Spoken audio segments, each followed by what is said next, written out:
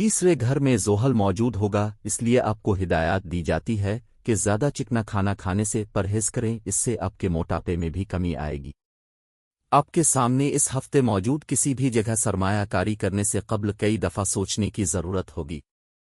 ممکن ہے اس پیشکش کے پیچھے سازشوں کا جال ہو جس کا خمیازہ آپ کو مستقبل میں جھیلنا پڑ سکتا ہے۔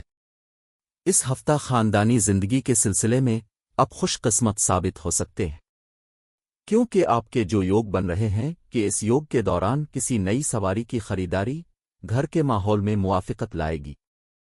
اس کے ساتھ ہی اگر گھر کا کوئی فرد شادی کے لائق ہے تو ان کی شادی پکی ہونے کے قوی امکان ہے۔ گھر کے دوسروں افرادوں اور رشتہ داروں کے درمیان آپ کی عزت ہوگی۔ کوئی خاتون ساتھی آپ کی معصومیت کا فائدہ اٹھا سکتی ہے۔